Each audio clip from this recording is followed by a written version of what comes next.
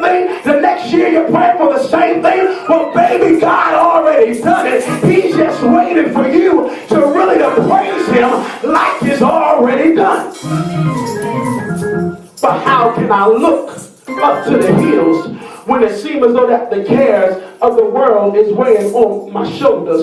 Thank you for asking that question, Steph. The reason the way you can look up to the hills, amen, because once you, amen, get a personal relationship, amen, with the Lord, amen, and I'm not talking about just inside of church, because we know how to open the Bible, we know how to read a scripture, we know how to wave our hands, we know how to clap our hands, we know how to dance, and we know how to speak in tongues, amen. But once you get a personal relationship with God, you can say, God, yeah, I'm going through. But God, guess what? If you brought me to it, you can take me through. But as long as I'm going through it, I'm not stuck in the midst of it. The minister talked about last week, amen, that as long as God is moving, I can get through any obstacle. I come to tell you today, amen, that you can get through whatever you're going through. You can get past whatever you've been through, and you can get past, amen, what's ahead of you. But you got to stop. You got to look up to the hills. Stop looking at man, amen, because sometimes man will give you the wrong advice. Man will disencourage you, amen. Instead of encourage you, man will tell you, you might as well give up. You might as well throw in the towel. You might as well stop praising God. You might as well stop coming to church. But I come to tell somebody that if you got somebody in your corner, if you got somebody in your inner circle, and they don't know how to pray you through something, baby, it's time to change some things.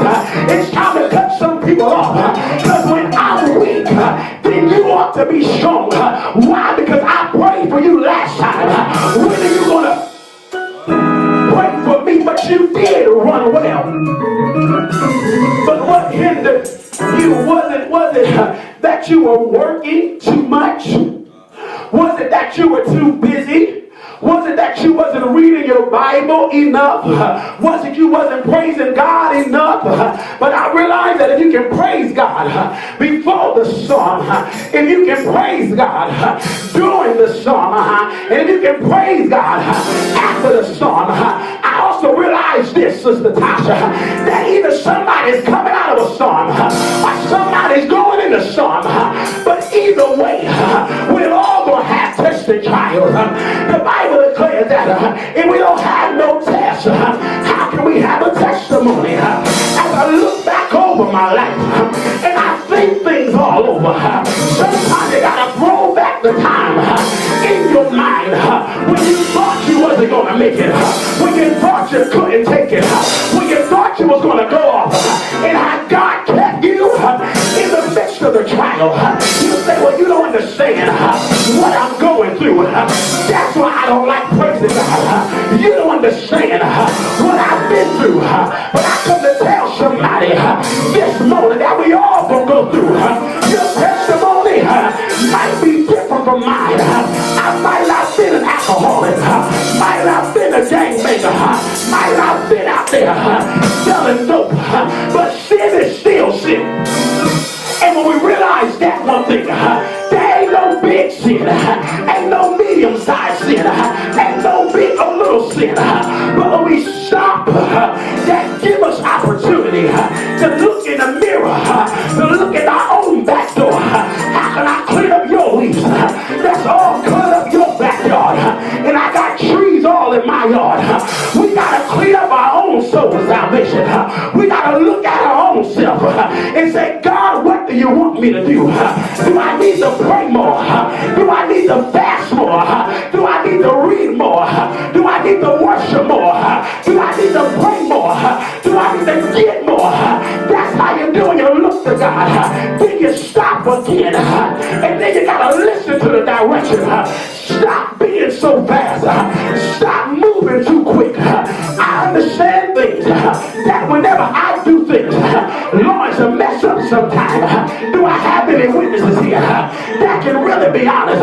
Oh, Jesus, that you said, I wish I would have waited. I wouldn't have paid so much for some things if I would have waited. I would have never had some heartache wait. Come on, somebody. If I would have waited, I wouldn't have been busting it.